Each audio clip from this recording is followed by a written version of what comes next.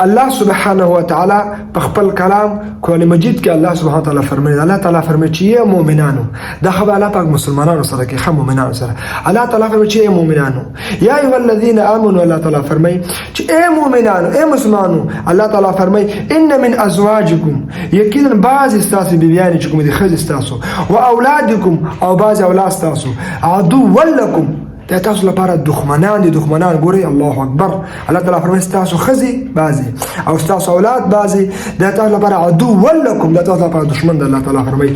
فاحذروهم الله تعالی دوی نه ویریږي ځان ورنه وساتئ ځان ورنه بچ کړئ چې دا تاسو دښمنان دي ام دي ادنى بعد لن دوغ بلاد الله تعالى فرمي انما اموالكم الله فرمي يكين مولنا استاسو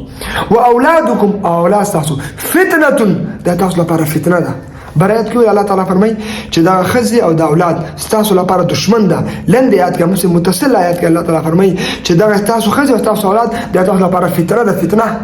دا تاسو گمراه کوي دغه مال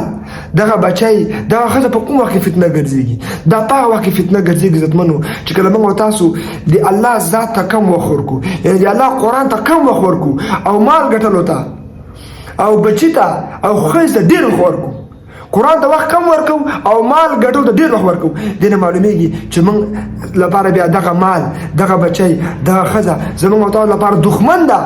دا زموږ او تاسو لپاره یو سبب ګرځيږي چې موږ او تاسو جهنم ته داخل کی نو موږ او تاسو به ډیر وخت هغه دی الله دین ته ورکو هغه دی الله قرآن ته ورکو قرآن ته ورنکو خپل مال ګټلو باندې خپل وخت ولګو شپه باندې کې تیریږي ورځ باندې کې تیریږي سوچ باندې کې مصرف را څنګه مال وګټو څنګه بچیان ډیر کو څنګه خزه ډیر کو یا خزه مقصود وګرځو مال مقصود وګرځو اولاد مقصود وګرځو او دی الله دین پریدو نو دا بیا فتنه ده او دا بیا دشمن ده